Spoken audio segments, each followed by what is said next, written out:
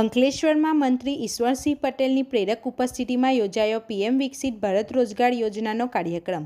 યુવા સશક્તિકરણનો સંકલ્પ. અંકલેશ્વર જીઆઈડીસી ખાતે ડિજિટલ માધ્યમથી પ્રોત્સાહન રાશિ વિતરણનો જિલ્લા કક્ષાનો સમારોહ સંપન્ન.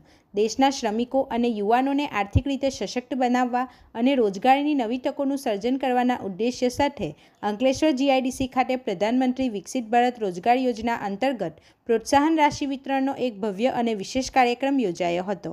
ભારત સરકારના શ્રમ અને રોજગાર મંત્રાલય હેઠળની કર્મચારી ભવિષ્ય નિધિ સંગઠન EPFO પ્રાદેશિક કચેરી ભરૂચ દ્વારા આયોજિત આ જિલ્લા કક્ષાના મહત્વપૂર્ણ કાર્યક્રમમાં રાજ્યના જળસંપત્તિ મંત્રી ઈશ્વરસિંહ પટેલ ખાસ ઉપસ્થિત રહ્યા હતા.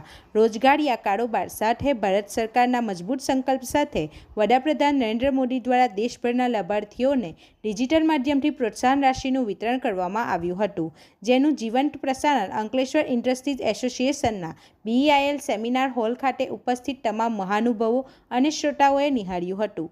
આ ગરિમાપૂર્ણ પ્રસંગે મંત્રી ઈશ્વરસિંહ પટેલ ઉપરાંત અગ્રણી ઉદ્યોગપતિ બળદેવ પ્રજાપતિ, અંકલેશ્વર ઉદ્યોગ મંડળના પ્રમુખ વિમલ જેઠવા, સેક્રેટરી નિલેશ પટેલ અને પ્રાદેશિક PF કમિશનર 1 ભરૂચ પ્રદેશ હરિપુરન નાથ સહિતના ઉચ્ચ અધિકારીઓ અને ઉદ્યોગ જગતના અગ્રણીઓ મંચ પર ઉપસ્થિત રહ્યા હતા. કાર્યક્રમ દરમિયાન વડાપ્રધાન મોદીનું પ્રેરણાદાયી લાઇવ સ્ટ્રીમિંગ નિહાળ્યા બાદ ઉપસ્થિત મહાનુભાવોના હસ્તે સ્થાનિક લાભાર્થીઓને યોજના અંતર્ગત મળવાપાત્ર નાણાકીય પ્રોત્સાહન અને લાભોનું વિતરણ કરવામાં આવ્યું હતું.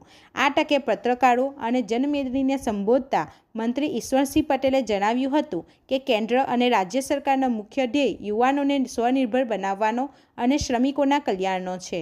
આ યોજના દેશના વિકાસમાં ભાગીદાર બનતા શ્રમિક વર્ગ અને યુવા ઉદ્યોગ સાહસિકો માટે આર્થિક પીઠબળ પૂરું પાડવામાં અને રોજગારીના ક્ષેત્રે ક્રાંતિકારી પરિવર્તન લાવવામાં અત્યંત મહત્વપૂર્ણ સાબિત થશે.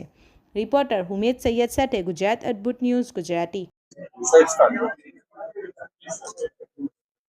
દેશના યશસ્વી પ્રધાનમંત્રી આદરણીય શ્રી નરેન્દ્ર મોદી સાહેબે આજે પ્રધાનમંત્રી વિકસિત ભારત રોજગાર યોજના હેઠળ આશરે 24 કરોડના પ્રોત્સાહિત વિતરણ થયું છે.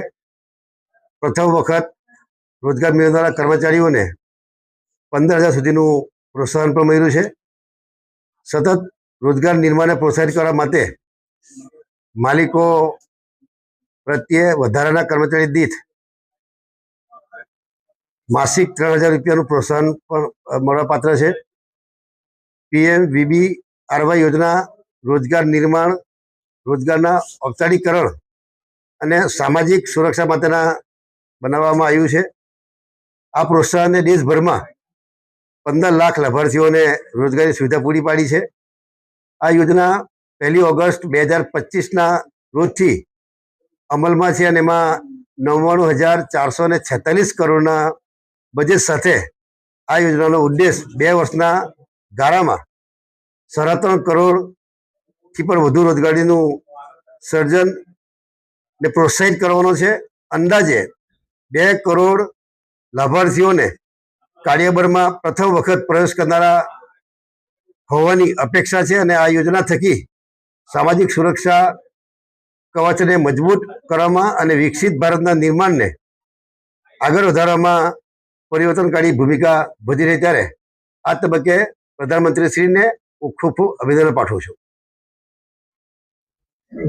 આપણી આસપાસ બનતી ઘટનાના સમાચાર જોવા માટે ગુજરાત અદ્ભુત ન્યૂઝ ગુજરાતીને લાઈક કરો, શેર કરો.